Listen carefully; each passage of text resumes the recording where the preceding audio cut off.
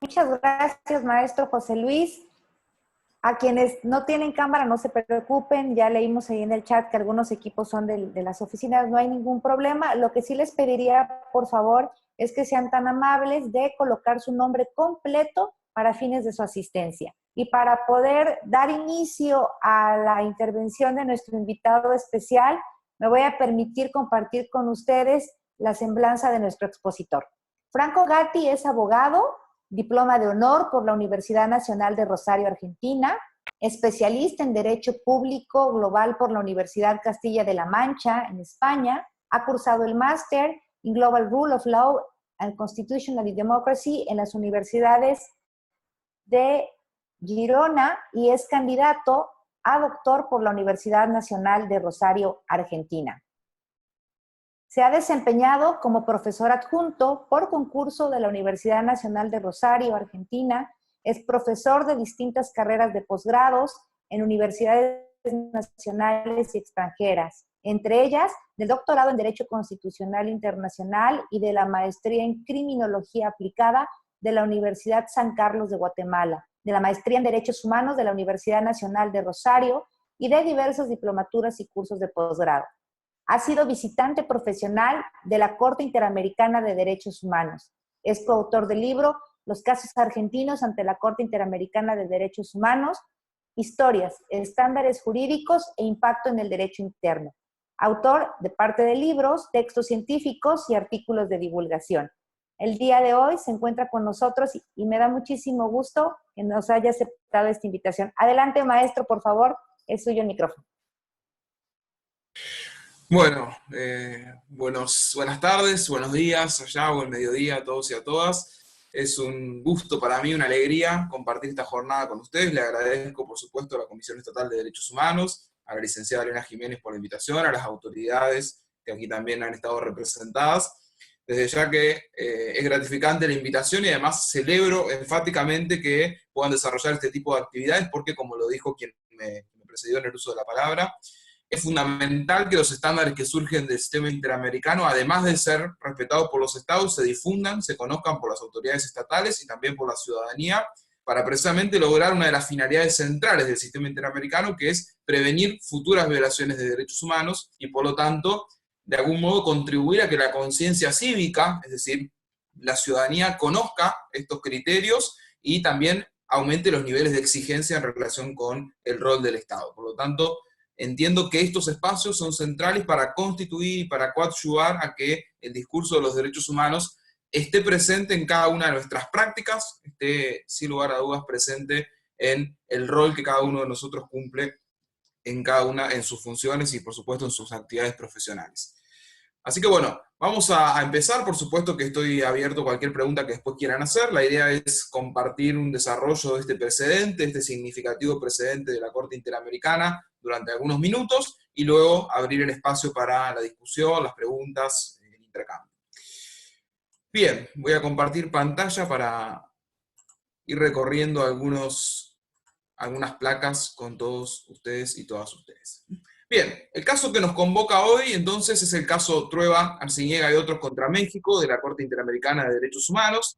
Es un caso muy particular, en razón de que quizás la sustancia más relevante de este caso se desarrolla sobre todo en la Comisión Interamericana, porque a instancias de la Corte Interamericana el Estado de México reconoce su responsabilidad y hoy presenta ante la Corte una propuesta de acuerdo, ¿sí?, consensuada con los representantes de las presuntas víctimas, que la Corte finalmente homologa. Por lo tanto, nos encontramos con un caso que quizás desde el punto de vista del desarrollo de los estándares de la Corte Interamericana, no tiene una gran amplitud, pero sí la posición de la Comisión Interamericana en su informe de fondo es relevante, es muy nutrida en cuanto a la referencia a algunos criterios de la Corte, algunos informes incluso de la propia Comisión, pero insisto, el fallo de la Corte Interamericana, de hecho ustedes lo habrán podido apreciar, es breve en relación con otros, porque se trata de una circunstancia muy particular, prevista en el reglamento de la Corte Interamericana, en el artículo 63 concretamente, 64, donde se habilita la chance de que los estados y las presuntas víctimas, también con las observaciones de la Comisión Interamericana, puedan arribar a un acuerdo donde el Estado reconozca la responsabilidad internacional y las presuntas víctimas, los representantes de las presuntas víctimas, acepten las medidas de reparación que el Estado ofrece. Por lo tanto, ese es el marco que quiero aclarar inicialmente, porque ustedes podrán advertir que a diferencia de otros casos célebres que tiene el Estado de México, por ejemplo, Radilla Pacheco, Castañeda Guzmán, el caso Campo Algodonero, es decir, tiene casos muy importantes con estándares sumamente trascendentes. En este, si bien los hechos son realmente conmocionantes y son de trascendencia, los estándares que fija la Corte no son o no son equiparables a otros casos contra el Estado de México, precisamente porque el Estado, en la jurisdicción de la Corte, asumió su responsabilidad y ofreció un acuerdo consensuado con los representantes de las presuntas víctimas, razón por la cual, precisamente, insisto,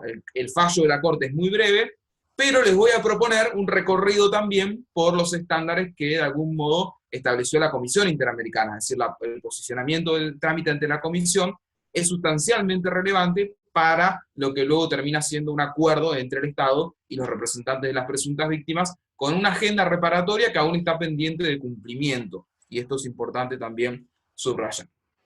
Muy bien, vamos a hacer algunas referencias generales a los hechos del caso. Ustedes seguramente lo conocen y quizás sean o tengan mayores precisiones que yo en cuanto al contexto en particular, porque yo soy argentino desde ya, como habrán advertido, por lo tanto, en cuanto al conocimiento del territorio, seguramente ustedes conozcan más detalles que yo. No obstante, hice aquí una pequeña reseña para que repasemos juntos, refresquemos los extremos fácticos de este caso, y a partir de allí podamos profundizar en el conocimiento del derecho, es decir, en cómo se resolvió esta controversia.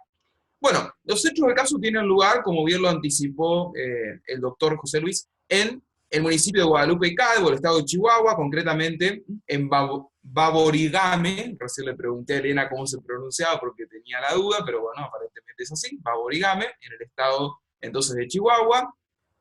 ¿Qué circunstancias se daban? Estas circunstancias son expresamente reconocidas por la Comisión y por la Corte Interamericana, ¿sí? Desde fines de la década del 60 se registró en este lugar específico del Estado de México un notorio incremento en la presencia del ejército en este municipio, que incluso hacia la década del 90 se estableció un mando militar, un puesto de mando militar, y 2 días antes de los hechos del caso, es decir, 2 días antes del homicidio de la víctima de este caso, habían llegado 400 militares a este sitio con el objetivo presunto de combatir el narcotráfico. Ustedes conocerán la zona y se darán cuenta que es precisamente un territorio complejo desde el punto de vista de estos delitos. Acá la centralidad del debate está en el rol de las Fuerzas Armadas, el rol precisamente del mando militar, en temas que en rigor conciernen a lo que se denomina seguridad ciudadana, es decir, que no son asuntos estrictamente de defensa que le competirían precisamente a las Fuerzas Armadas. Por lo tanto, vamos a recorrer algunas ideas de la Comisión Interamericana que tienen que ver con eso, es decir, con el carácter excepcional del rol de las Fuerzas Armadas, de las fuerzas militares, para atender asuntos que no son de naturaleza militar, que son asuntos de seguridad interior, si se quiere, o de seguridad ciudadana, como así denomina la Comisión Interamericana en algunos de sus informes. Por lo tanto, el primer aspecto a tener en cuenta es que desde la década del 60, pero concretamente hacia la década del 90, existió en este territorio, ¿sí?, en el municipio de Guadalupe y Calvo, del estado de Chihuahua, un incremento manifiesto de la presencia militar con el argumento de combatir el narcotráfico. Es decir, el sentido de ese incremento de la presencia militar estaba fundado que se manifestaban de una manera particularmente cruel en ese contexto, y por lo tanto el Estado así requería la presencia militar. Bien, eso es lo que sucede entonces en términos generales en el lugar de los hechos. ¿Qué es lo que ocurrió concretamente el día 22 de agosto del año 1998?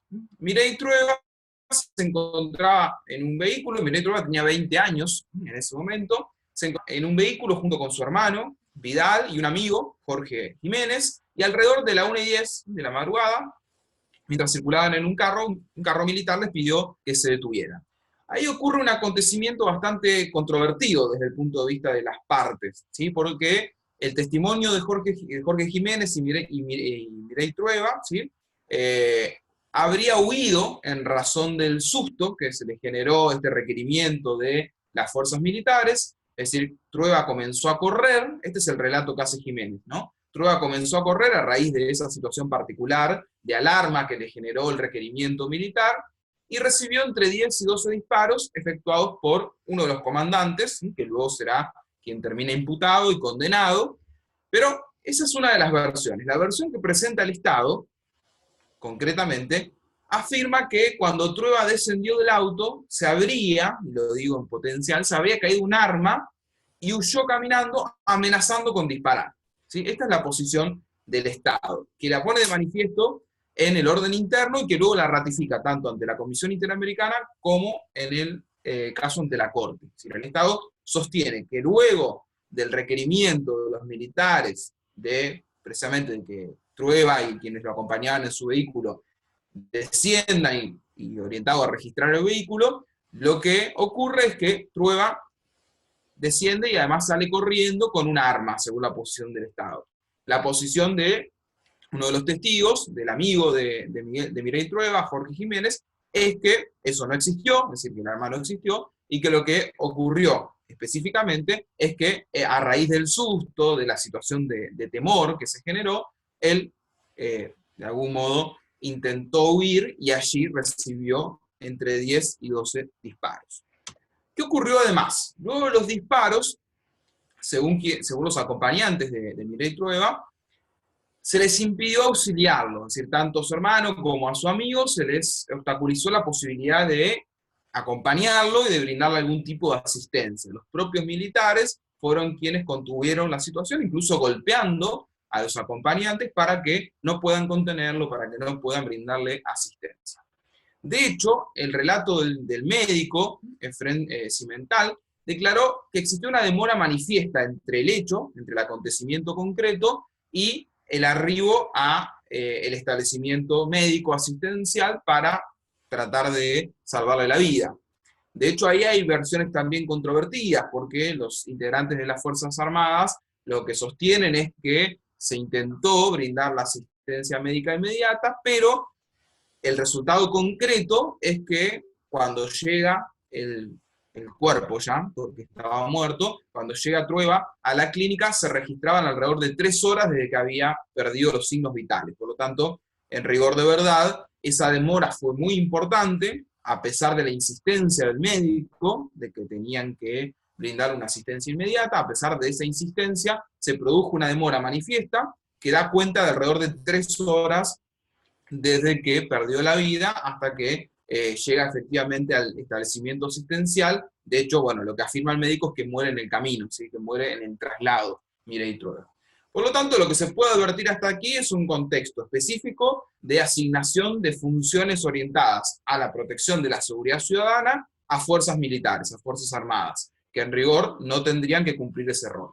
Y además, un episodio confuso, a priori, confuso, en el que se les exigen unas determinadas conductas a Mireille Trueba, a su hermano y a el amigo, a Jiménez, en virtud de la cual esto desencadena un homicidio, es decir, entre 10 y 12 disparos por parte de integrantes de las fuerzas militares que terminan con la vida de Mireille Trueba el día 22 de agosto del año 1998. Esos son los hechos del caso. Por supuesto que, como ustedes advertirán, no están absolutamente claros por la confrontación, la oposición de miradas, sobre todo la propuesta por las fuerzas militares y las declaraciones que surgen de los integrantes o los que realmente participaron del hecho, ¿no? Jiménez y el hermano de Mireille Trueba. Bueno, ¿qué sucede en términos de investigación? Luego de este episodio, comienza una investigación. Mireille Trueba presenta la denuncia ante el Ministerio Público, la presenta el mismo día, el 22 de agosto del 98. El Ministerio Público inicialmente interviene, es decir, toma cartas en el asunto y emite una resolución en la que decide ejercer la acción penal en contra del teniente coronel Luis Morales como un probable, ¿sí?, un plausible responsable del delito de homicidio.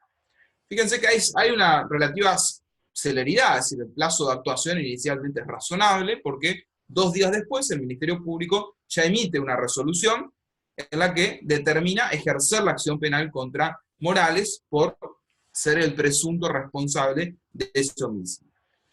El 30 de agosto el Ministerio Público declina su competencia y traslada el expediente al juez militar adscripto en la tercera región militar, de acuerdo a lo que disponía el Código de Justicia Militar. Es decir, de algún modo se abstiene de continuar el procedimiento, el Ministerio Público, el procedimiento ante la justicia común, digamos, y lo deriva a la justicia militar, que estaba así reglamentada a través del código respectivo, el Código de Justicia Militar. Por lo tanto, se le da intervención a un juez, al juez adscrito a la tercera región militar en Mazatlán, Sinaloa. Esto termina, de algún modo, en una sentencia condenatoria del juez militar del día 22 de febrero del año 2000. Allí el juez, insisto, hablamos de la jurisdicción militar, no de la jurisdicción común, el juez militar lo condena a Morales por el delito de homicidio simple, ¿sí? Pero homicidio intencional, no culposo. Homicidio simple e intencional, y le atribuye una pena de 8 años de prisión e inhabilitación para reingresar al ejército por 8 años. Es decir, la misma pena de prisión también se la atribuye en carácter de inhabilitación para reingresar al ejército, para volver a integrarse a las Fuerzas Armadas. Sin embargo, esta sentencia no queda firme, sino que se apela y se obtiene una sentencia del Superior Tribunal Militar el día 19 de enero del año siguiente, es decir, casi un año después, del año 2001, y el Superior Tribunal de algún modo revierte la decisión inicial.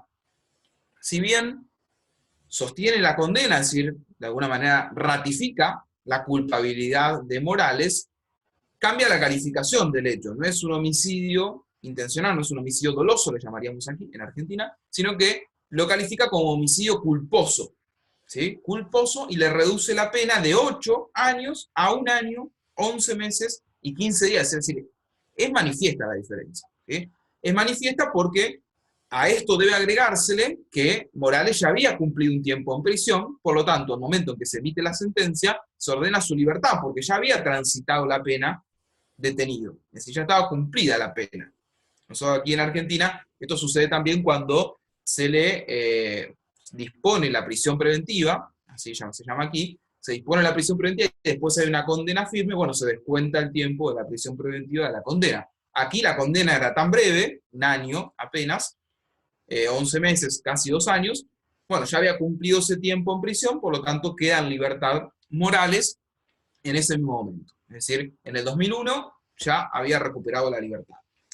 Esto genera precisamente una preocupación, una conmoción en la familia de Trueba, precisamente por el cambio de criterio, y además por haber sido juzgado por un tribunal que a priori no guardaría las mismas garantías que un tribunal de la justicia común. Es decir, estamos hablando de la jurisdicción militar, donde los militares se juzgan a ellos mismos.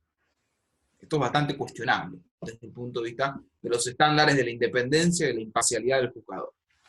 Bien, no obstante, entonces tenemos concretamente que ese episodio del 22 de agosto del 98 termina con una sentencia el 22 de febrero del 2000, que luego es revisada, es decir, es impugnada esa sentencia y es modificado en su contenido el 19 de enero del año 2001. Ese es el tránsito por la jurisdicción doméstica. De algún modo podríamos decir que aquí se agotaron los recursos internos. Ustedes saben muy bien que para acceder al sistema interamericano, es decir, para poder efectuar un reclamo ante el sistema regional de protección de los derechos humanos, es imprescindible agotar los recursos internos. ¿Qué quiere decir esto? Es decir, transitar las instancias que brinda el propio Estado, en este caso el Estado mexicano, para garantizar que él pueda dar una primera respuesta. Es decir, para asegurar que el Estado sea quien inicialmente atiende la posibilidad de solucionar el conflicto. Una vez que se transita la jurisdicción doméstica, es decir, que se agotan los recursos internos y por lo tanto que el Estado tuvo esa oportunidad de resolver la controversia, una vez solucionado ese aspecto, recién se puede acudir ante la instancia internacional.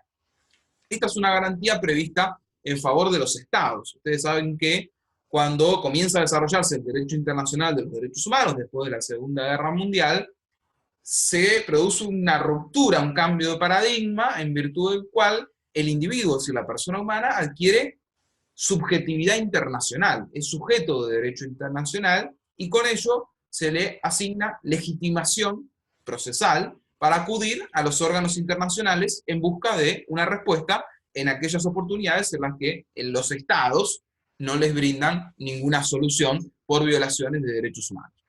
Ese es el marco jurídico que habilita que una persona, un grupo de personas, una organización no gubernamental, acceda ante una instancia supranacional, ante organismos internacionales orientados a la protección de derechos humanos, y obtenga así una respuesta. A mí me gusta decir que los órganos de protección de derechos humanos internacionales son un espacio de escucha, es decir, son un espacio de recepción de esas voces que han sido desoídas en el orden interno por parte de los estados. Pero tienen un carácter complementario, es decir, coadyuvante a la protección interna de los derechos humanos. Es decir, inicialmente los estados deberían asegurar los derechos humanos internamente a través de sus propias autoridades y subsidiariamente intervendría el orden internacional. Por eso se exige el agotamiento de los recursos internos, es decir, por eso es imprescindible para poder ocurrir ante la instancia internacional que se transiten las instancias previstas en el orden jurídico interno y una vez agotados esos recursos se pueda efectivamente intentar obtener una respuesta de los organismos internacionales. En el ámbito del sistema interamericano, ustedes también lo habrán visto quizás en el encuentro anterior, el paso obligado es el de la Comisión Interamericana, es decir, no puede uno directamente recurrir ante la Corte Interamericana, sino que imprescindiblemente debe presentar su petición ante la Comisión Interamericana de Derechos Humanos. La Comisión Interamericana entonces recibe esa petición, analiza su admisibilidad, si se cumplen los requisitos para que sea admisible, y luego, en caso de que no exista un acuerdo entre el Estado y las presuntas víctimas, en caso de que no se solucione la controversia en el ámbito de la comisión, es ella, la propia Comisión Interamericana, la que puede someter el caso a instancias de la Corte Interamericana. ¿De acuerdo? Entonces, en el caso Trueba, se agotaron los recursos internos a partir de esta sentencia del Superior Tribunal Militar en el año 2001, y frente a la insatisfacción de los familiares, frente a esa sensación de injusticia, de no haberse dado una reparación adecuada a los hechos ocurridos, es que ellos hacen uso de esa legitimación internacional que les expliqué recién y recurren ante la Comisión Interamericana de Derechos Humanos. Por lo tanto, el trámite ante el sistema interamericano comienza con la comisión, con la actuación ante la Comisión Interamericana de Derechos Humanos, y concretamente la petición se formula el 2 de agosto del 2001. Fíjense que la sentencia del Superior Tribunal es de enero de 2001, y en agosto se presenta la petición inicial. En esa petición, los familiares, los representantes de las presuntas víctimas, intentan exponer ante la Comisión Interamericana cuáles son los extremos fácticos del caso y por qué debería entenderse que allí hay una violación de derechos humanos. Esta petición es declarada admisible a través de un informe de admisibilidad. En ese informe la Comisión Interamericana analiza que se cumplan los requisitos del artículo 46 de la Convención Americana, es decir, que se hayan agotado los recursos internos, que se presente dentro de un plazo, que no haya independencia internacional, es decir, que no exista un caso idéntico ya presentado ante la Comisión o ante otro organismo internacional, y que se cumplan algunos recaudos formales. Eso es lo que nosotros entendemos como requisitos de admisibilidad que están en el artículo 46 de la Convención Americana. Por lo tanto, la Comisión juzga esos requisitos y declara la admisibilidad en el año 2008. Esto, digamos, una señal de alarma. Hay una cantidad de tiempo muy importante entre la presentación de la petición 2001 y la admisibilidad. Fíjense, son 7 años, y es preocupante para el sistema interamericano que las peticiones insuman tanto tiempo en su trámite ante la Comisión. Bueno, ¿qué sucede una vez que se declara la admisibilidad? La Comisión Interamericana intenta obtener información, tramitar el caso y eventualmente ofrecer una instancia de solución amistosa.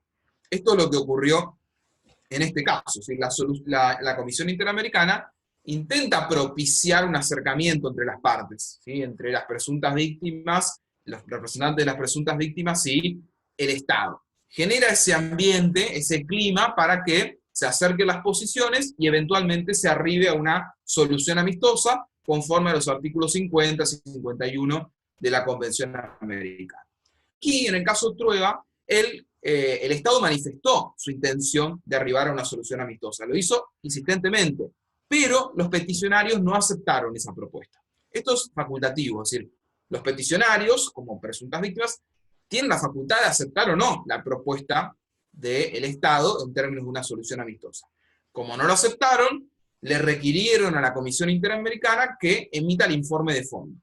¿Qué es el informe de fondo? Bueno, es precisamente un pronunciamiento de la Comisión Interamericana donde ella afirma los hechos del caso a partir de las versiones de las partes, ¿sí? A partir de los posicionamientos de las presuntas víctimas, los posicionamientos del Estado, lo que se pudo probar, los documentos que acreditan los hechos. A partir de ese acervo de información, la Comisión Interamericana determina cuáles son los hechos del caso. Y además se expide, es decir, manifiesta su posicionamiento en torno a si existieron o no existieron violaciones de derechos humanos. Este informe también contiene recomendaciones que se le, obviamente, atribuyen al Estado y se le asigna un plazo para que las observe, para que las cumpla. La Comisión Interamericana emitió su informe en el año 2016. Nuevamente, insisto con los plazos. Se presenta el caso en el año 2001 y el informe de fondos en el año 2016, 15 años después. Esto es también una señal de alarma para el funcionamiento del sistema interamericano que tenemos que anotar. ¿Qué sucede en ese informe de fondo? Vamos a repasarlo. ¿Por qué yo me detengo en el informe de fondo de la Comisión y no tanto en el caso ante la Corte? Porque el caso, como les advertí inicialmente, es muy breve en razón de que el Estado reconoció su responsabilidad, consensuó con las presuntas víctimas una agenda reparatoria y la Corte lo aceptó. Por lo tanto, el caso concreto ante la Corte es muy breve. Me parece más rico, para que les sirva también a ustedes, recorrer la instancia ante la Comisión, porque es allí donde se discute, digamos, el fondo del asunto. Bueno, ¿qué sucede en el informe de fondo de la Comisión Interamericana? Se analizan diversos aspectos. Uno de ellos tiene que ver con la violación del artículo 4 y 5 de la Convención Americana, es decir, el derecho a la vida de Trueba y el derecho a la integridad personal. Allí, la Comisión Interamericana, de algún modo, discrimina diversos aspectos. El primero son las acciones preventivas que pudo haber adoptado el Estado y no adoptó en relación con el rol de las Fuerzas Armadas vinculado a labores públicas, a labores específicamente orientadas a la seguridad ciudadana. Yo inicialmente, al comienzo de la exposición, señalé que uno de los puntos centrales de este caso tiene que ver con esto, tiene que ver con cómo poder escindir el rol de las Fuerzas Armadas del rol de la protección, del rol del Estado para proteger la seguridad ciudadana. Una cosa es la defensa, ¿sí? Es decir, el rol o la función de defensa que tiene el Estado, sobre todo de la soberanía, de los límites exteriores, etc. Y otra función es la función de seguridad ciudadana, que tiene que ver precisamente con lo que se llama también seguridad interna o seguridad interior. Entonces, la Comisión Interamericana determinó que el Estado mexicano asignó a fuerzas armadas, es decir, fuerzas militares, labores de orden público en la zona en que tuvo lugar la muerte de Trueba, sin disponer salvaguarda, recaudos necesarios orientados a su capacitación, dotación de determinados elementos, estrategias para prevenir el uso arbitrario de la fuerza. Por lo tanto, aquí hay una falla. Insisto, el rol de las Fuerzas Armadas no está orientado a proteger el orden público interno, es decir, a la seguridad ciudadana. Por lo tanto, si de manera excepcional el Estado emplea a las Fuerzas Armadas para labores que no son naturalmente las que les corresponden, es decir, son labores las medidas necesarias para capacitar a esas Fuerzas Armadas, es decir, dotarlas de herramientas técnicas, pero también dotarlas de una formación suficiente, precisamente pensando en el rol diverso que van a tener que cumplir, en las actividades distintas que van a tener que desempeñar. Y, concretamente, establecer claridad en cuanto a los parámetros del uso de la fuerza. Esto el Estado no lo hizo, es decir, le asignó a fuerzas militares labores de seguridad ciudadana, de prevención de la seguridad ciudadana, cuando no cumplió con su deber de capacitarlas y de orientar esa conducta de una manera apropiada. Bien, ahora concretamente, en relación con el uso de la fuerza que se le aplicó a el señor Trueba. Ustedes saben que hay diversos criterios internacionales vinculados a estándares sobre el uso de la fuerza armada, ¿sí? La fuerza del Estado. Estos estándares se encuentran sistematizados, por ejemplo, en el Código de Conductas y también en un informe de la Comisión Interamericana sobre Seguridad Ciudadana y Derechos Humanos del año 2009. Ese informe es rico. A quien le interese el tema, les recomiendo que lo lean. Se llama Informe de Seguridad Ciudadana y Derechos Humanos del 2009 de la Comisión Interamericana, donde recepta al Código de Conducta de Naciones Unidas para funcionarios encargados de hacer cumplir la ley, y a los principios de Naciones Unidas sobre el uso de la fuerza. Esto es central para entender el rol de las fuerzas de seguridad y de las Fuerzas Armadas. Aquí, en el caso de Trueba, no se cumplieron con los recaudos para el uso de la fuerza. Los recaudos son, en primera instancia, que existe una finalidad legítima. Es decir, el uso de la fuerza es la última ratio, es el último recurso a que tienen que acudir las fuerzas de seguridad, ya sea en el ámbito interno como en el ámbito exterior. Es el último recurso. Por lo tanto, para habilitar el uso de la fuerza tiene que existir una finalidad legítima. Por ejemplo, que los miembros de la fuerza de seguridad estén sometidos a un ataque. Es decir, están ellos siendo atacados, por lo tanto ahí habría una finalidad legítima que es resistir o defenderse de ese ataque. Entonces, tiene que haber una finalidad legítima. Pueda recurrir a otro medio más idóneo y menos lesivo que el uso de la fuerza. Ahí radica la necesidad. Y además tiene que existir proporcionalidad. Si finalmente llegamos a la conclusión de que el uso de la fuerza está habilitado, es decir, llegamos a el presupuesto en virtud del cual se podría elegido es proporcional con el fin, bueno, ese sería un supuesto donde efectivamente se puede usar la fuerza. Bien, esa es la idea de proporcionalidad. Entonces tiene que existir una finalidad legítima, tiene que haber necesidad debidamente acreditada y tiene que existir proporcionalidad. Estos son los únicos parámetros posibles en virtud de los cuales se puede emplear la fuerza. De lo contrario, debería la fuerza de seguridad abstenerse del uso de la fuerza. Bien. Muy bien. Llegamos a este estándar central, que es el vinculado al uso de la fuerza, donde la Comisión Interamericana considera que Trueba fue ejecutado extrajudicialmente. Es decir, esta es la conclusión de la Comisión Interamericana de Derechos Humanos, que el señor Trueba fue ejecutado extrajudicialmente, por lo tanto, hecho consagrado en el artículo, por supuesto, ¿no? De la integridad personal. Todo ello en relación con el artículo 1.1. Pero me interesa entonces detenerme aquí, porque la Corte Interamericana no vuelve sobre estos estándares. Como el Estado reconoce ante la Corte su responsabilidad, no vuelve a desarrollar estos estándares. Sin embargo, son centrales para que ustedes comprendan la magnitud del caso. ¿Sí? El uso de la fuerza por parte de la fuerza de seguridad está limitado, está necesariamente enmarcado los estándares que fijó la Comisión Interamericana, que fijó la Corte en algunos casos contenciosos y que surgen de los códigos de conducta de Naciones Unidas y de los principios sobre el uso de la fuerza. Muy bien. Dicho esto, entonces, tenemos claro que, según el criterio de la Comisión Interamericana, existió una ejecución extrajudicial.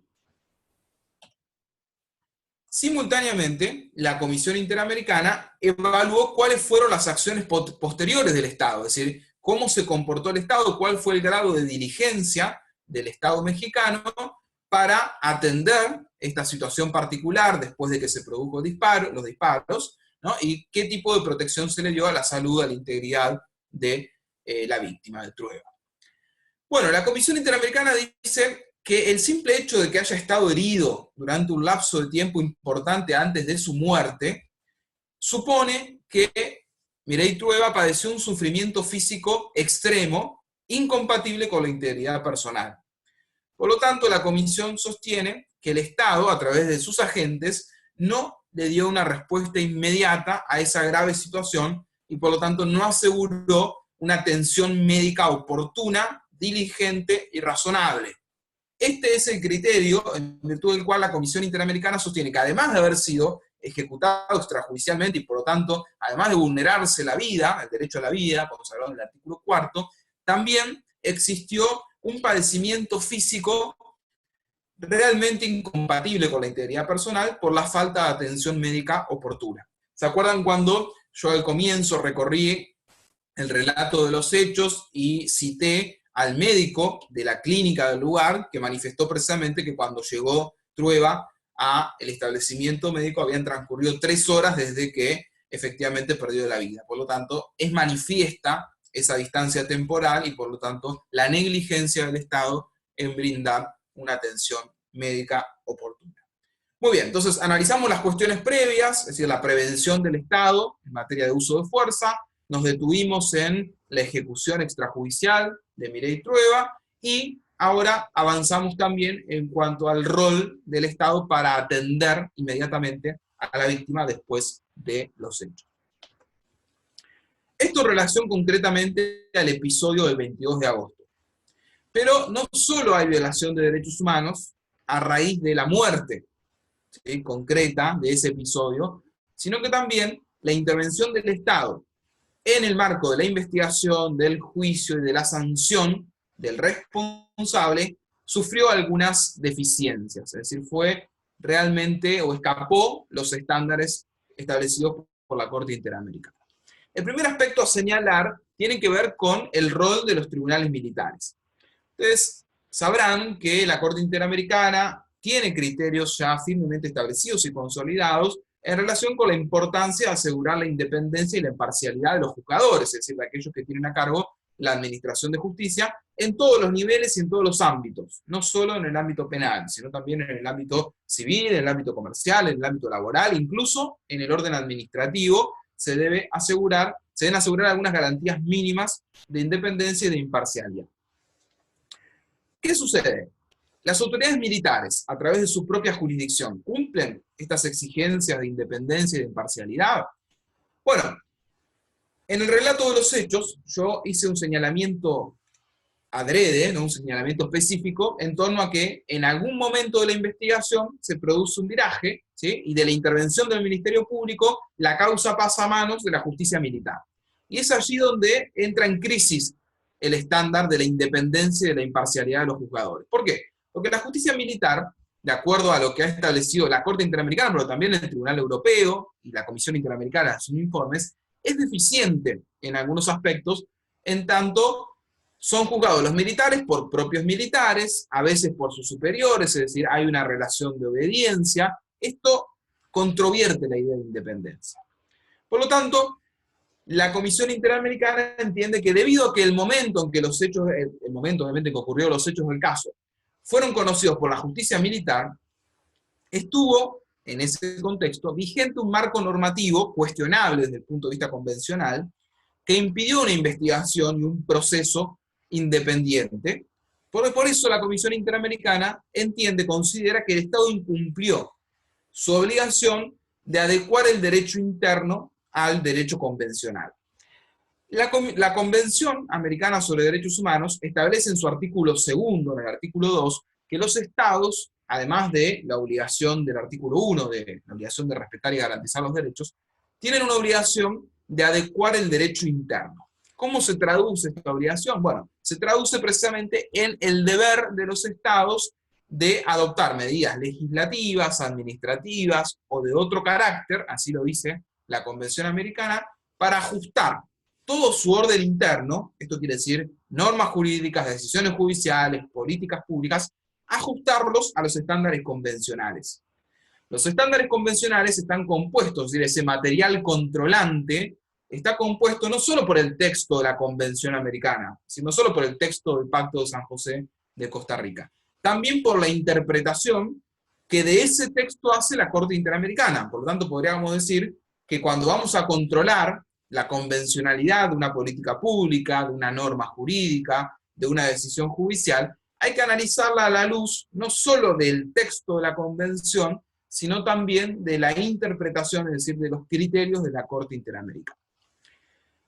En efecto, la Comisión Interamericana, perdón, sostiene que el Estado no ajustó su orden interno, su derecho interno, a las exigencias del artículo 8, porque la jurisdicción militar y el modo en que se investigó este hecho no asegura la independencia y la imparcialidad que es imprescindible en razón del artículo 8 de la Convención Americana.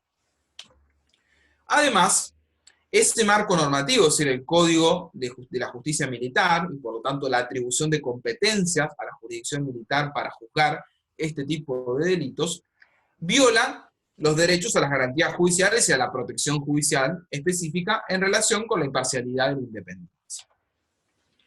Pero no se detiene allí la comisión. Dice, bueno, además de ser violatorio este esquema jurídico de la independencia y de la imparcialidad establecida por el artículo 8, hubo deficiencia en la investigación.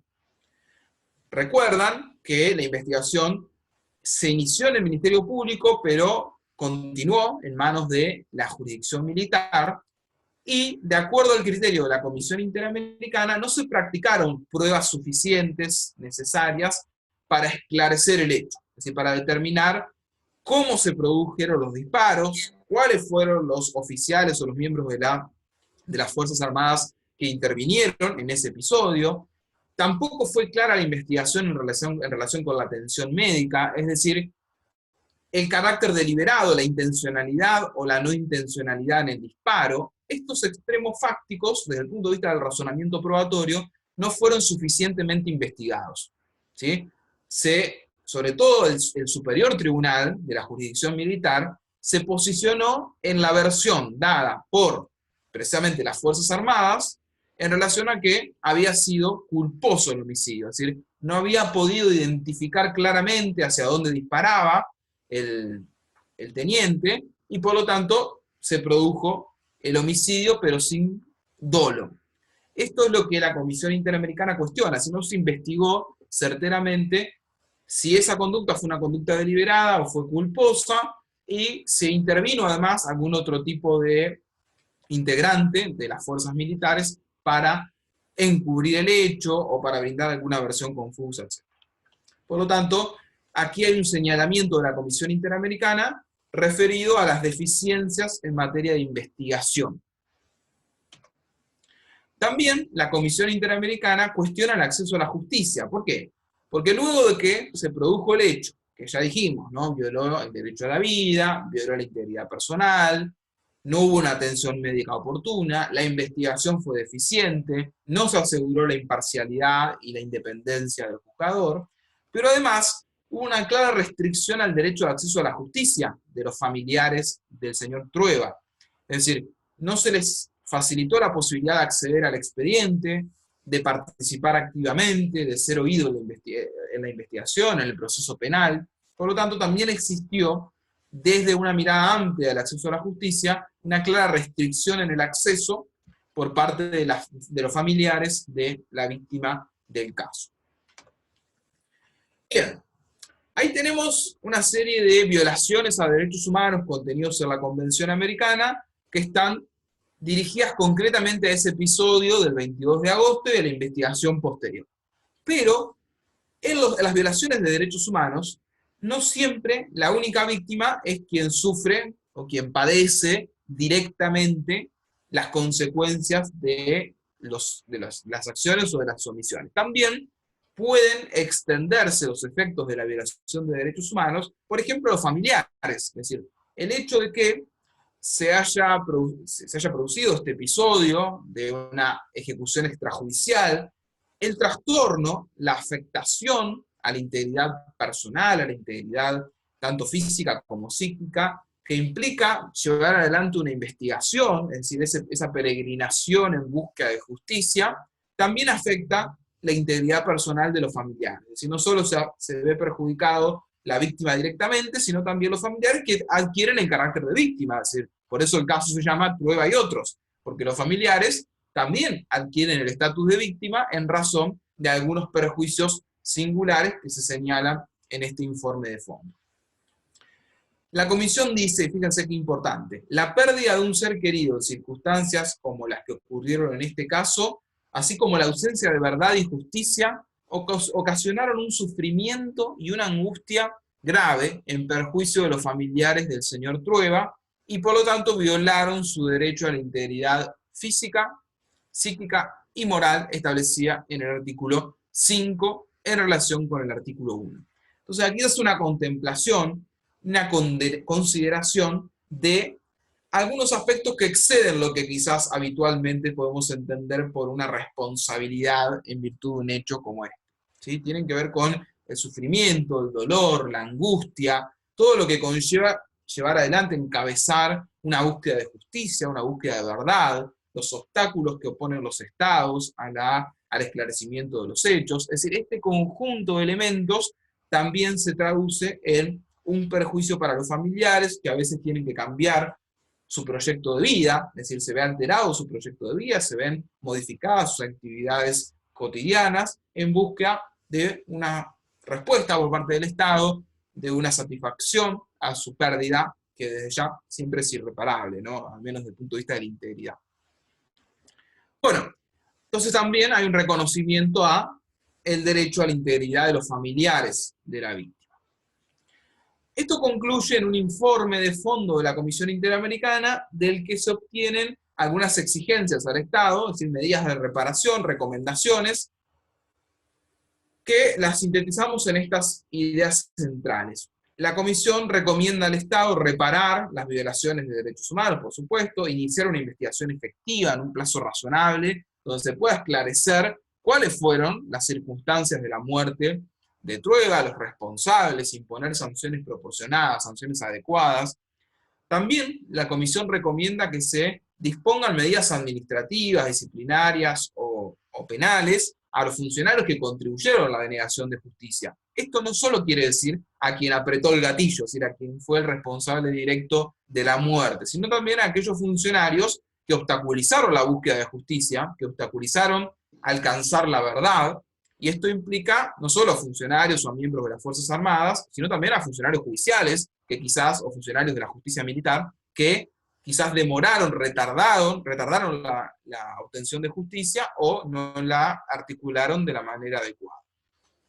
Y simultáneamente, la Comisión Interamericana le recomienda al Estado adoptar medidas que denominó repetición, y que tienen que ver con el artículo 2 al que me referí previamente, es decir, medidas vinculadas a política legislativa, a limitar el uso de la fuerza por parte de las Fuerzas Armadas, valga la redundancia, a establecer criterios claros para el empleo de la fuerza, a disponer programas y políticas públicas de capacitación en materia de seguridad ciudadana, fortalecer las instituciones encargadas de investigar este tipo de hechos. Estas recomendaciones las hizo la Comisión Interamericana. Como no fueron oportunamente cumplidas por parte del Estado, es que el caso deriva en su sometimiento a la jurisdicción de la Corte Interamericana. Entonces, hasta aquí, para recapitular y que quede claro.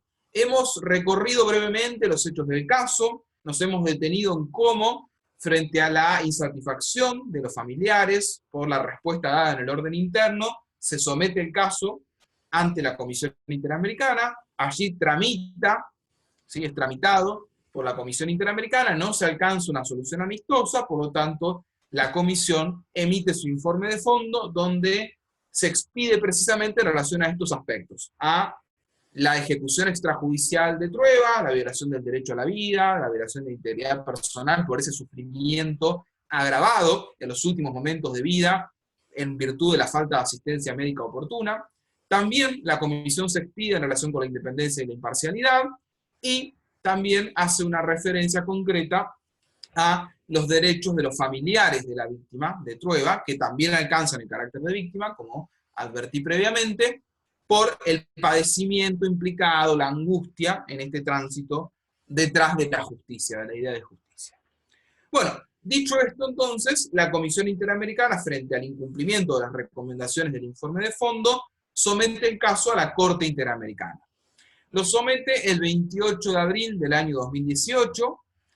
La Corte Interamericana, entonces, precisamente comienza a intervenir en ese mismo momento. Ustedes saben que para que la Corte Interamericana pueda inmiscuirse en un caso de naturaleza contenciosa, es imprescindible que el Estado demandado haya ratificado la Convención Americana, pero además haya aceptado la competencia de la Corte. México, por supuesto que ha cumplido con ambos requisitos, por lo tanto, es que la Corte Interamericana es competente para entender en este caso.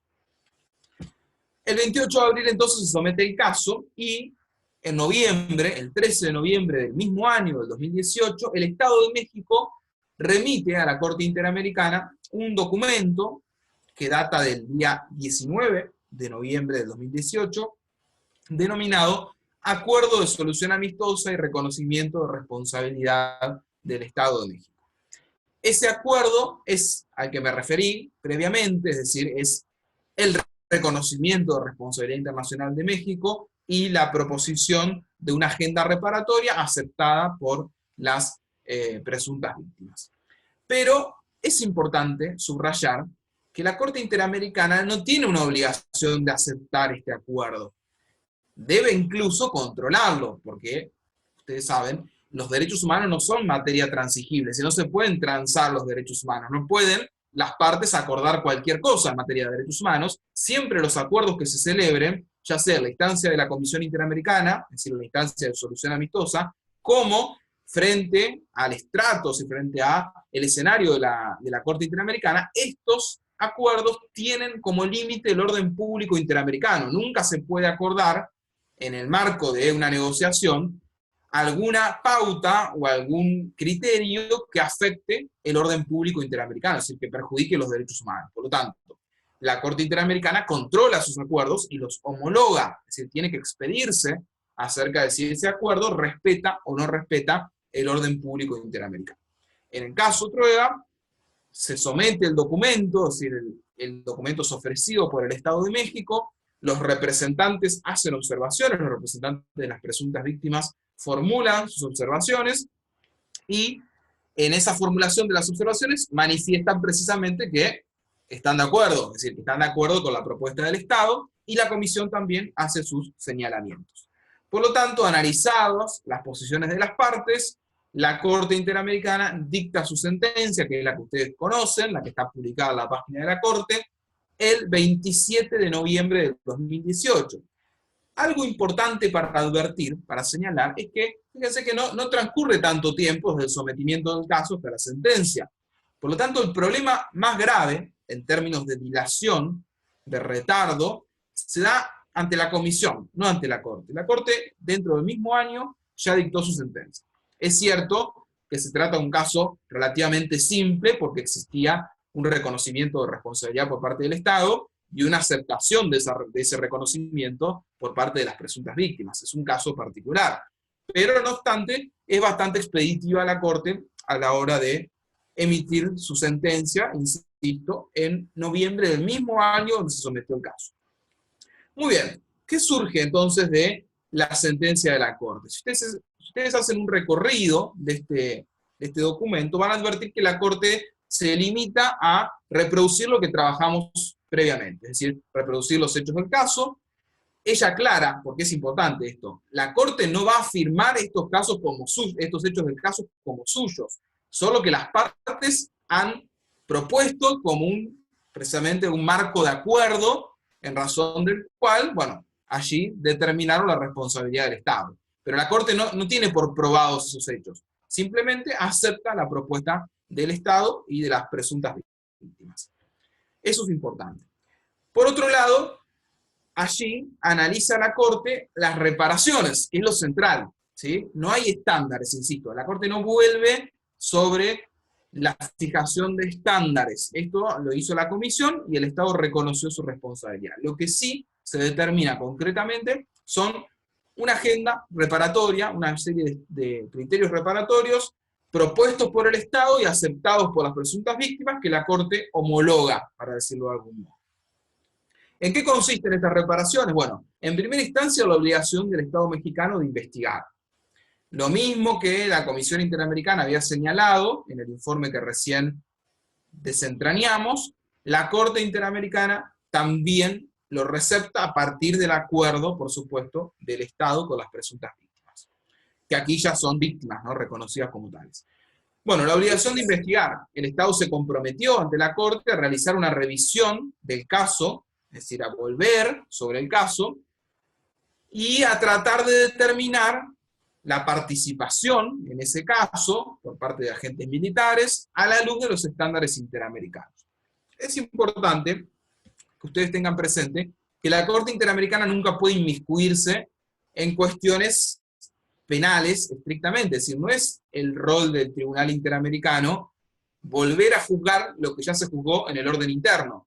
La Corte Interamericana no es un tribunal penal, es un tribunal de derechos humanos, por lo tanto, no se inmiscuye en la causa de orden interno, sino no vuelve sobre el proceso específicamente, ni se va a expedir, no es su rol expedirse sobre si los hechos estuvieron bien probados, mal probados, si se valoró adecuadamente la prueba, si no se valoró adecuadamente la prueba. No es el rol de un tribunal internacional precisamente entrometerse en el trámite de una causa doméstica, de una causa interna. Sí es la función de la Corte señalar si el trámite de esa causa derivó en violación de derechos humanos, es decir, no se respetó la imparcialidad del juzgador, no se respetó el derecho a las víctimas a ser oído, no se respetó el derecho a ofrecer prueba, no se respetó el derecho al recurso. Eso sí son materias de análisis y de juzgamiento por parte de la Corte Interamericana, pero no los aspectos concretos vinculados, por ejemplo, con la prueba de los hechos. Por lo tanto, el Estado asume su obligación de investigar nuevamente y de hacerlo a la luz de los criterios interamericanos, otorgando participación a los representantes de las presuntas víctimas. Las víctimas, conforme a los estándares reiterados y consolidados en la jurisprudencia de la Corte Interamericana, tienen derecho a participar en los procesos penales del derecho interno. Simultáneamente, el Estado ofrece, y la Corte acepta, medidas de reparación vinculadas a la rehabilitación. Por ejemplo, a ofrecerle a los familiares de las víctimas atención médica y psicológica. Ustedes saben que conforme al informe de fondo de la Comisión Interamericana se determinó que el episodio, es decir, la ejecución extrajudicial de Trueba, no solo significó un daño concreto, ¿no?, dirigido a su propia vida, a la pérdida de su vida, sino también repercutió la integridad psíquica y moral de los familiares. Los familiares se vieron manifiestamente afectados por ese episodio, por lo tanto, dentro de las medidas de rehabilitación, la Corte asume y admite la propuesta del Estado de que continúe proporcionándole a los familiares de la presunta de la víctima, ya hablamos de la víctima, una atención médica y psicológica apropiada a través de las instituciones de salud especializadas. Además, se incluyen medidas de satisfacción. Las medidas de satisfacción tienen que ver precisamente con intentar aliviar, si eso es posible, el dolor de las víctimas, ¿sí? Siempre cuando hablamos de reparaciones en materia de derechos humanos, el principio general es la reparación in integrum, es decir, la reparación integral. Pero está claro que cuando se viola un derecho humano no hay vuelta atrás. Es muy difícil, salvo en el derecho a la propiedad o en algunos derechos muy particulares, es muy difícil volver las cosas al estado anterior de la violación. Esa reparación in integrum, que es el principio general en materia de derechos humanos, es decir, intentar volver las cosas al estado anterior, es muy compleja de lograr, por no decir imposible, en la mayoría de los casos. Es decir, cuando se viola un derecho humano, ya la historia y el proyecto de vida de la persona se ve totalmente perjudicado y afectado. Por lo tanto, difícilmente se puede volver las cosas al estado anterior. Lo que se adoptan o se intentan adoptar son medidas de rehabilitación, de satisfacción, es decir, de reconocer ese dolor, de darle entidad a ese dolor de las víctimas, y de aliviarlo en la medida de lo posible. Pero insisto, la pérdida de una vida es irrecuperable. La tortura que puede sufrir una persona, ¿sí?, por más de que se brinda atención médica y psicológica, ese episodio ya forma parte, está inscripto en su subjetividad por el resto de sus días. Por lo tanto, el rol de los organismos internacionales de derechos humanos es intentar brindar un espacio de escucha, de reconocimiento a las víctimas y de reparar en la medida de lo posible hacia el futuro para que no se vuelvan a repetir esos episodios. Pero insisto, es muy complejo volver las cosas al estado anterior de una violación de derechos humanos. En este caso está claro, es decir, la muerte de la víctima es irreparable. pero lo que se intenta es satisfacerlo de algún modo mediante medidas alternativas, ¿no? Que se llaman medidas de satisfacción. Entre ellas, bueno, el Estado ofreció y las víctimas aceptaron proporcionarles, por ejemplo, a integrantes de la familia del señor Trueba, un proyecto productivo a su elección para que pueda tener una vida digna, para que pueda desarrollar una actividad productiva lícita. También le ofreció recursos para la compra de una vivienda, es decir, para que puedan, insisto, vivir a pesar del dolor en las condiciones dignas que merece cualquier persona. Incluso hay prestaciones alimentarias que se incluyen en estas reparaciones. Bien, esto es singularmente interesante, que son las reparaciones morales, le llamamos a veces, y tienen que ver con que el Estado realice algún tipo de acto público donde reconozca su responsabilidad. Y el Estado de México se comprometió a hacerlo, ¿no? Con la presencia de algunos funcionarios. Y ustedes dirán, bueno, ¿qué significación tiene esto cuando se perdió la vida de una persona, cuando se afectaron derechos humanos tan importantes? Bueno, técnicamente, yo doy clases en una especialización en psicología forense de una materia que se llama normatividad y transgresión, y estudiamos allí con los compañeros y las compañeras que son psicólogos la importancia de las reparaciones en la subjetividad de las personas. Y es realmente trascendente que la víctima, es decir, que alguien que sufrió una violación de derechos humanos, pueda ser reconocida en su carácter de víctima, es decir, que un organismo internacional del peso de la Corte Interamericana la reconozca como tal, la reconozca en su lugar de víctima. Es decir, entienda que allí hay una persona o un grupo de personas que transitaron instancias de extremo dolor y que ese dolor es responsabilidad del Estado. Entonces, este tipo de reparaciones, que son simbólicas, dicen algunos, que son morales, tienen un importante efecto en la subjetividad de las personas. A veces los Estados construyen monumentos, o le colocan el nombre a alguna calle, a algún establecimiento público, para intentar significar o recomponer ese dolor. En este caso, bueno, se ofreció un pedido de disculpas público como un medio para tener presente que el Estado fue responsable. Y luego, algo que es clave para el rol del sistema interamericano, la no repetición. Es decir, articular estrategias para que este acontecimiento traumático, ¿no? Dicho en términos psicológicos, este acontecimiento traumático que significó el caso Trueba, genere un terreno fértil, un terreno sólido, genere marcos de no repetición, es decir, que no vuelva a ocurrir lo mismo y que de algún modo el Estado aprenda la lección, ¿sí? Aprenda la lección. Bueno, para hacerlo la Corte Interamericana suele definir garantías de no repetición, medidas de no repetición, que tienen que ver precisamente con exigirle a los estados que adopten políticas, adecúen su legislación, capaciten a su personal, para que este episodio que significó grave violación a los derechos humanos se traduzca en una intención de no repetición. En el caso Trueba, la Corte Interamericana, a partir de la propuesta, por supuesto, del acuerdo del Estado con las víctimas, determinó que iba a tener que el Estado implementar cursos de capacitación a las Fuerzas Armadas sobre los estándares de empleo y uso excesivo de la fuerza, y también estándares de derechos humanos sobre seguridad ciudadana. Esto es importante. De hecho, hasta el año pasado yo estuve trabajando en el Consejo Federal de Derechos Humanos de aquí de Argentina, y elaboré una propuesta de capacitación para fuerzas de seguridad que se llamaba Seguridad Ciudadana y Derechos Humanos, y que estaba orientada a capacitar a distintos agentes de fuerzas de seguridad sobre el empleo y el uso racional de la fuerza.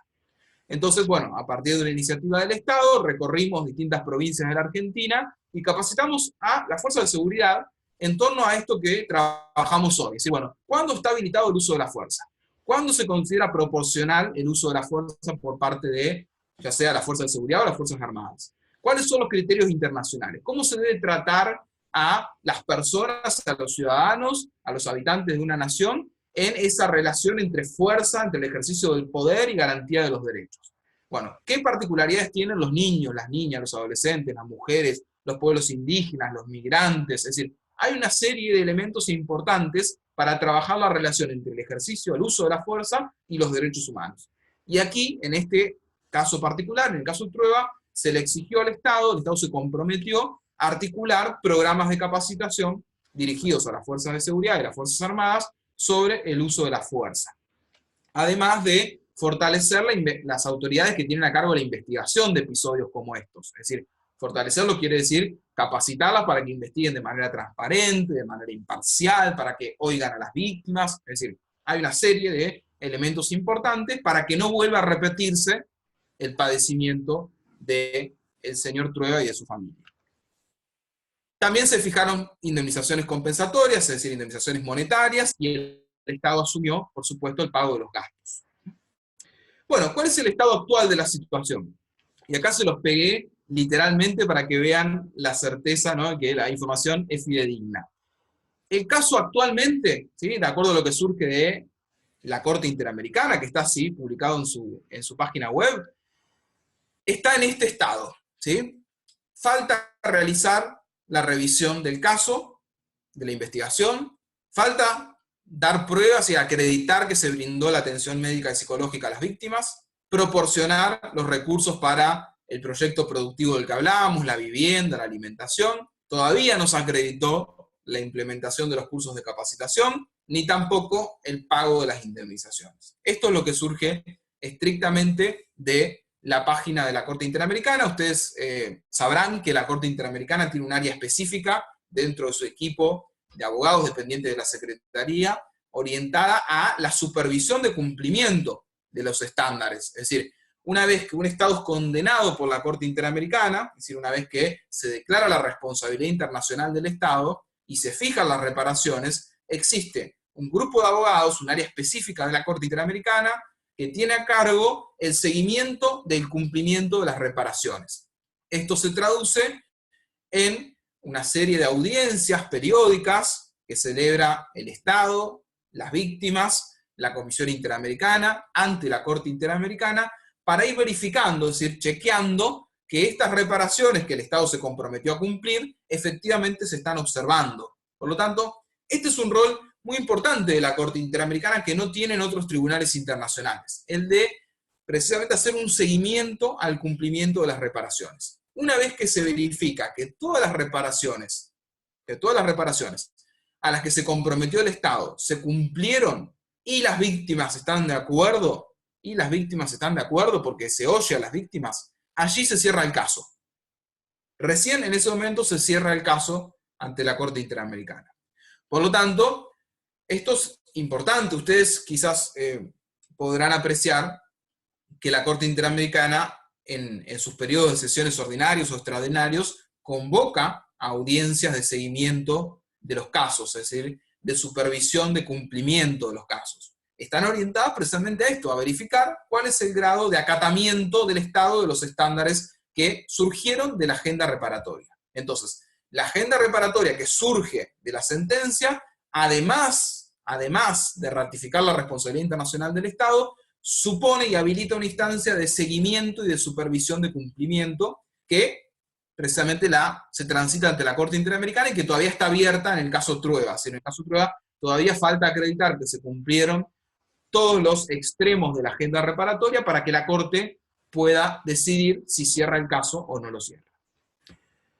Bueno, he cumplido creo que con el tiempo. Lo que me interesa como reflexión final, ¿sí?, de este caso, que insisto, quizás cuando vean Campo Algodonero, no sé si ya lo trabajaron, o Castañeda Guzmán, o Radilla Pacheco, es decir, otros tantos casos que tiene México que son muy interesantes, el que me tocó a mí quede un poco chico, digamos, porque es breve, el Estado reconoció su responsabilidad internacional, quizás el tema que trabaja es un tema que no tiene gran repercusión, pero yo creo que es fundamental, ¿sí?, fundamental la importancia que en este caso se le asigna al uso de la fuerza, ¿sí?, a la relación entre el uso de la fuerza y el rol de las Fuerzas Armadas en relación con la vigencia de los derechos humanos. Además, hay algunas cuestiones interesantes vinculadas al rol de la justicia militar, a por qué es importante repensar la jurisdicción militar a la luz de los estándares internacionales, por qué también es trascendente que se considere que el uso de la fuerza del Estado, que está orientado precisamente a preservar la seguridad, pero no una seguridad a cualquier precio, una seguridad ciudadana, regida por el diálogo, por el buen trato con los ciudadanos, es decir, no una imposición de supremacía de la fuerza del Estado sobre las personas. La idea de seguridad ciudadana, que está contenida en ese informe de la Comisión Interamericana del año 2009, es la construcción de una seguridad en clave de derechos humanos. Es decir, ¿cuál es la finalidad de la seguridad? Bueno, proteger a la población, brindar marcos de interacción social, de desarrollo de nuestras actividades laborales, familiares, de ocio, etcétera, marcos seguros, marcos estables, pero no es la imposición de la fuerza del Estado a cualquier precio, ¿sí? Esto es lo que supone repensar el rol de la seguridad ciudadana, a la luz de la perspectiva de los derechos humanos.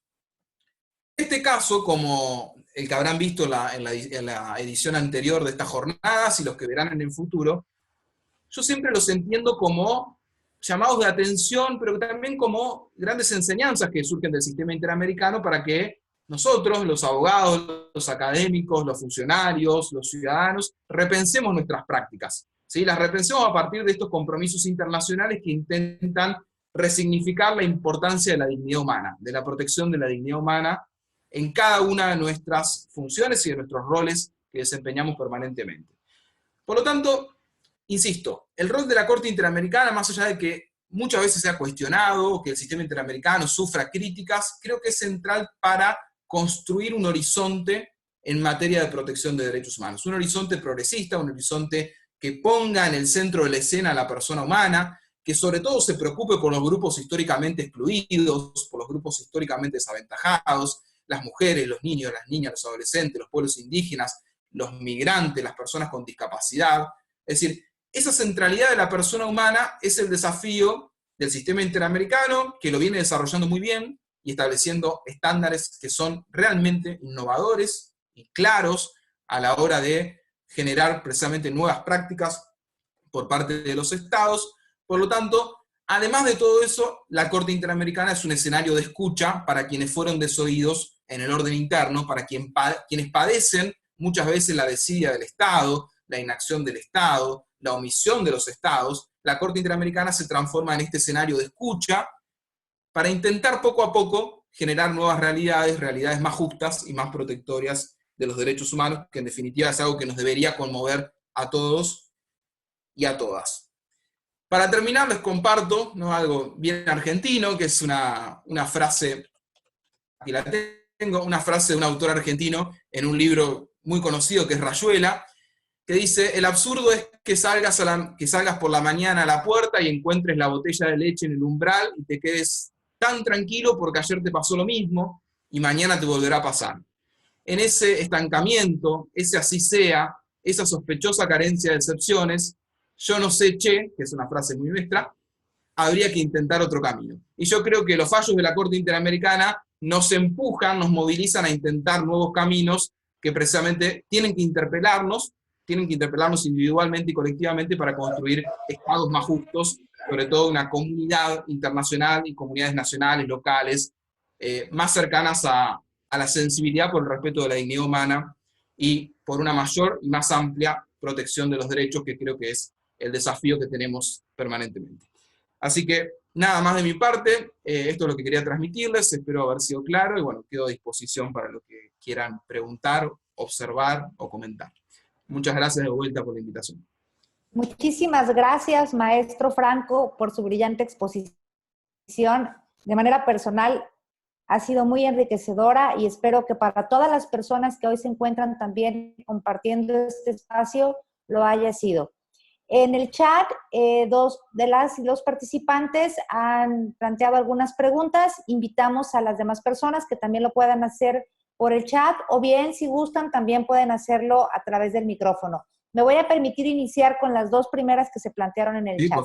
Belisario Domínguez pregunta: ¿existe un plazo para que el Estado mexicano dé cumplimiento a las reparaciones que fue condenado por la Corte Interamericana de Derechos Humanos? Sí. En la propia agenda reparatoria de la sentencia se fijan plazos, ¿sí? Para cada una de las reparaciones, ¿no? Hay un plazo de 6 meses, por ejemplo, para iniciar este proyecto de capacitación. 1 año para el pago de... ¿sí? Cada reparación tiene un plazo. El rol de la Corte Interamericana es precisamente cumplir si en ese plazo se observan o no se observan las reparaciones establecidas. Pero sí, tienen un plazo. El problema es que difícilmente se cumplen, ¿sí?, los plazos por parte de los estados. Pero tienen un plazo fijado desde ya. Muchas gracias. Ivonne Álvarez también nos pregunta: Hace un comentario, posterior a ello viene la pregunta, me voy a permitir leerlo tal cual. No es sencillo jurídica, ni temporal y económicamente hablando llegar a la Corte Interamericana de Derechos Humanos.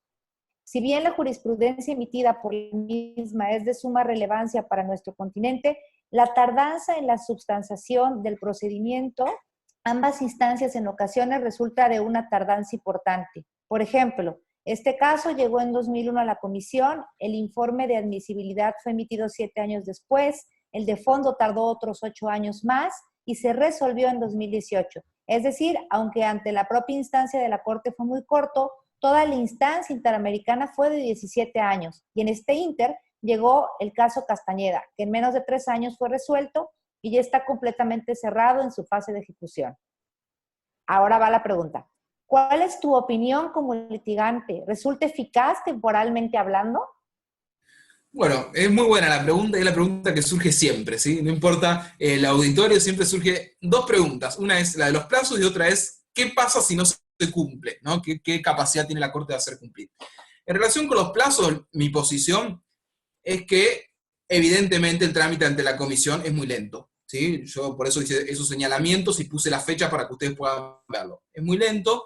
Que tarda la comisión en declarar admisible el caso realmente es excesivo, no es razonable desde mi punto de vista.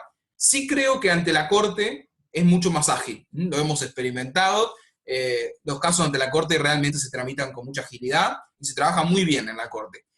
La comisión no quiere decir que trabaje mal, pero tiene una cantidad de casos enormes. Imagínense que recibe las peticiones de personas, grupos de personas, organizaciones no gubernamentales de todo el continente, ¿sí? Y también de medidas cautelares. Por lo tanto, creo que hay dos respuestas. Una tiene que ver con la cierta dificultad para dar cuenta de los plazos en términos estrictos y también con la falta de recursos, es decir, el desfinanciamiento de la Comisión Interamericana que ha ocurrido en los últimos años, es decir, la escasez de recursos con la que cuenta el sistema interamericano también le impide ampliar sus posibilidades de responder de manera más rápida.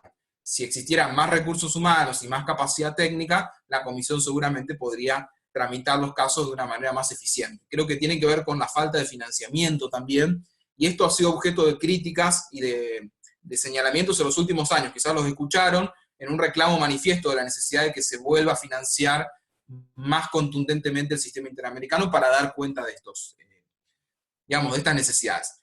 Hay algunos aspectos en los que sí se responde rápido, al menos por mi experiencia. Por ejemplo, las medidas cautelares. Nosotros hemos presentado medidas cautelares y obtuvimos respuesta medianamente razonable. Muchas gracias. Están llegando otras preguntas. Fernando Uriel pregunta, ¿estos plazos de los que menciona tienen aparejada una medida de apremio para su cumplimiento? Y más o menos en el mismo sentido, pregunta Nayeli Albores, ¿qué pasa cuando no se cumplen en el plazo? Bien, sí, son las preguntas clásicas. Bueno, la Corte Interamericana no tiene capacidad coercitiva, es decir, no es como un tribunal nacional que puede ejecutar las sentencias. Si yo no cumplo una obligación en el orden interno, obtengo una sentencia en mi contra y el tribunal me la quiere ejecutar, me embargan mi sueldo, me rematan mi casa, es decir, hay medios coercitivos para ejecutar las sentencias en el orden interno. En el orden internacional, no. Es decir, lo que puede hacer la Corte es un señalamiento, bueno, usted incumplió el plazo, ahora actualícese la deuda, ¿sí? De acuerdo a determinados intereses, actualícese. Nada más que eso, y eventualmente remitir un informe ante la Asamblea de la OEA, donde se señale cuáles son los estados que están incumpliendo o manifiestamente para que eventualmente se tome alguna medida. Pero, insisto, el sistema de derechos humanos tiene ese problema, ¿no? En relación con su eficacia, si se quiere. Muchas gracias. Preguntan también, ¿consideras que el modelo del Tribunal Europeo, en tanto instancia directa, puede funcionar en el continente americano? Bueno, una buena pregunta, ¿no? En relación con lo que contesté antes de la división entre comisión y corte. No sé A si través me del lograron protocolo. escuchar, Franco. Sí, yo te escucho. Ok, perfecto. Es la siguiente pregunta que aparece en el chat, disculpa. Dale, ¿me la vas a hacer o querés que conteste esta? Sí, la puedes ver. Ok, dice, Ah, ¿consideras que el modelo del Tribunal Europeo, en tanto instancia directa, puede funcionar en el continente americano? Bien, ahí estamos. Bueno, la pregunta es buena, decía, porque en el sistema europeo se eliminó la Comisión Europea de Derechos Humanos a través del Protocolo 11, si mal no recuerdo. Existía antes una comisión y un tribunal. Se eliminó la comisión y ahora existe solo el tribunal. Pero el tribunal es un tribunal que tiene una capacidad técnica mucho más amplia que la de la Corte Interamericana. Está dividido en salas, hay una gran sala, es decir, funciona de manera permanente. La Corte Interamericana no sesiona de manera permanente, por lo tanto, podría ser una alternativa, ¿sí? Podría ser una alternativa, pero tendría que virarse hacia esa estructura, ¿no? Una estructura mucho más amplia, con más capacidad de recepción de los casos, pero podría ser una alternativa, no me parece mal. Quizás podría ser la salida para evitar el estancamiento de los casos. Ok, muchas gracias. Edgar Eduardo Molina pregunta, ¿la Corte Interamericana puede sancionar a la Corte Mexicana o cuál sería el método para no volver a repetir el mismo error? Bueno, en el caso, por ejemplo, de que se emita una sentencia de de la Corte Mexicana que sea manifiestamente contraria al sistema interamericano, la Corte Interamericana lo señala y no la modifica, lo que puede hacer la Corte Interamericana es, en el marco de un caso, por supuesto, señalar que deje sin efecto, o sea, requerirle al Estado que deje sin efecto esa sentencia. Esto ha ocurrido en Argentina recientemente, en un famoso caso, que es el caso Fontevecchia, el caso de la Corte Interamericana, donde la Corte Interamericana le exigió al Estado que deje sin efecto una sentencia de la Corte Suprema Argentina de Derecho Interno. Y la Corte Suprema Argentina se resistió. Dijo que la Corte Interamericana se estaba excediendo en su competencia, exigiéndole que deje sin efecto una sentencia que había pasado a autoridad de cosa juzgada. Por lo tanto, no quiso cumplir, y esto derivó en que la Corte Interamericana llame a una audiencia de supervisión de cumplimiento, señale que el Estado había incumplido, le requiera que cumpla, y eso, bueno, generó que finalmente la Corte Argentina agregó en la sentencia, que había sido objeto de críticas, agregó una suerte de nota al pie donde dice, esta sentencia quedó sin efecto por el fallo de la Corte Interamericana. Entonces, lo que puede hacer la Corte Interamericana es requerirle que deje sin efecto una sentencia, por ejemplo, o requerirle que adecue el derecho interno, y si no lo hace, observar ese incumplimiento. Pero volvemos a lo mismo, ¿no? Hay un límite en cuanto a la capacidad coercitiva que pueda tener un tribunal internacional. Muchas gracias, Franco. Esas son las preguntas que podemos encontrar. Llega una más. Dice, ¿qué tiempo tiene la Corte Interamericana en resolver la sentencia? Bien, no hay un tiempo establecido en el reglamento, ¿sí? No hay un tiempo establecido. Como por ahí los jueces internos sí tienen 10 días para dictar la sentencia. Bueno, no hay un plazo establecido, pero como vimos, no se extiende demasiado tiempo. Quizás un año, 2 años, son de acuerdo a la complejidad del caso. Alguien señalaba por allí caso Castañeda. Bueno, de acuerdo a la complejidad del caso, si se convoca audiencias, ¿qué pasa con las audiencias? Es decir, hay una serie de elementos que pueden extender o disminuir los tiempos, pero depende en gran medida de la complejidad del caso. No hay un plazo establecido en el reglamento, ¿sí? Bien, ahí dejé de compartir para que nos veamos. Okay, muchas gracias. Pues son todas las preguntas que han llegado al chat. Si alguien quiere hacer alguna pregunta de manera verbal, también puede activar su micrófono, aprovechando que está el maestro Franco y que tiene la amabilidad de responderlas. Caso contrario, si nadie quiere hacer alguna pregunta o algún comentario, te felicitan por tu ponencia, excelente ponencia, muchas felicidades. Y muchísimas gracias, maestro, por compartir el día de hoy con nosotros. Y le cedería el uso de la voz al maestro José Luis Armendáriz para poder hacer algunos comentarios finales. Por favor, maestro, adelante. Muchas gracias, licenciada. En primer término, felicitarlo, maestro Franco Gatti. Realmente usted hacía la observación de que quizás le tocó un caso mexicano que es elevado o derivado de un convenio y que quizás a lo mejor no tuviera mucha carnita procesal jurídica, ¿no? Sin embargo, quiero comentarle que ha hecho usted un gran análisis, ha hecho un análisis profundo, extensivo del caso, y sobre todo un aspecto muy importante para México, es un caso muy trascendental por el contexto donde sucede. En 1998, el ejército mexicano había sido muy resistente a aceptar violaciones a derechos humanos. De hecho, este caso que usted hoy analiza, junto con el caso de Valentín Carrillo Saldaña y el de Octavio Olivas La Chica, son de los 3 primeros casos mexicanos, ojo, desde que se estableció el Sistema Interamericano de Protección de los Derechos Humanos, donde reconoce el Estado mexicano y en concreto el Ejército mexicano haber violado derechos humanos. Por eso también la tardanza del tiempo en el que se extendió esto, y nos encontrábamos también con otra complicación muy difícil, era el tema de la jurisdicción militar, en el caso de violaciones o homicidios que cometían elementos del ejército en población civil. En fin, es un caso muy interesante. Para México fue de gran trascendencia el impacto que ha generado en la jurisdicción interna. Creo que es admirable. Y bueno, por parte suya, reiterarle nuestro agradecimiento, maestro, por este apoyo, por este compartir el conocimiento. En nombre de nuestro presidente, el licenciado Juan José de Cepeda Bermúdez, agradecerle profundamente este análisis que, le repito, muy extensivo, con mucha profundidad, y desde luego reiterar nuestro agradecimiento. Sé y vi en el chat, hay personal del Poder Judicial, hay personal de diferentes instancias del Estado y de diferentes contextos en nuestro México, que tuvieron la oportunidad de apreciar y de abrevar de sus conocimientos. Maestro Gatti, muchas gracias por todo este apoyo. Licenciada, le regreso el uso de la palabra. Muchas gracias, maestro José Luis. Nuevamente agradecerte, Franco, esta disposición.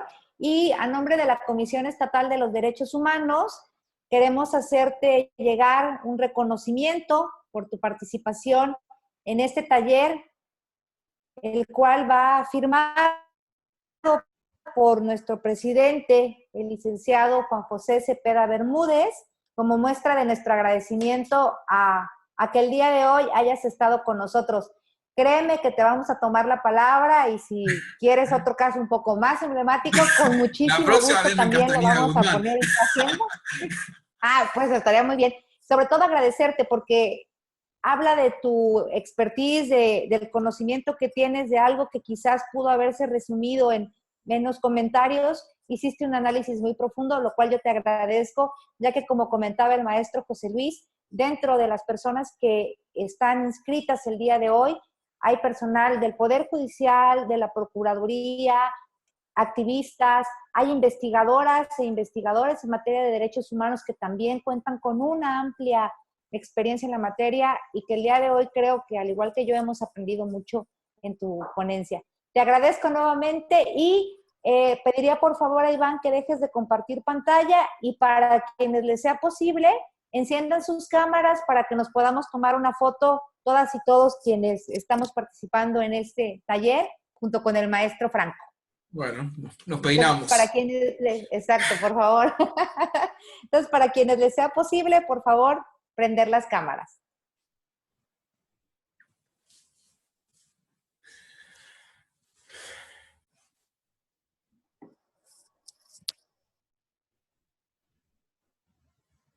Déjame comentarte que tu compañera Mercedes te estuvo escuchando atentamente.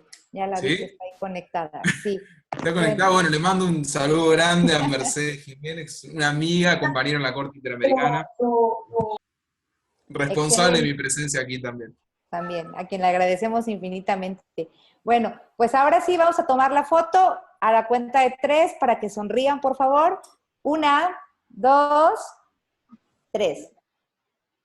Vamos con la siguiente pantalla. Cállate, Arturo. No. Muchísimas gracias, Franco, te agradecemos enormemente, y pues a todas y todos el haberse conectado también. Les esperamos el próximo 11 de noviembre en el siguiente taller, en el cual también abordaremos otro caso del Estado mexicano, y esperamos contar con la presencia de todos ustedes también. En el Facebook podrán ustedes encontrar el link y ahí podrán conectarse. Muchísimas gracias a todas, a todos, y damos por concluida nuestra actividad del día de hoy. Que tengan un excelente día. Gracias, Franco. Muchas gracias a todos y a todas, ha sido un gusto para mí nuevamente, así que bueno, les deseo que terminen bien el año y que sigan con estas actividades que son realmente importantes e imprescindibles. Gracias.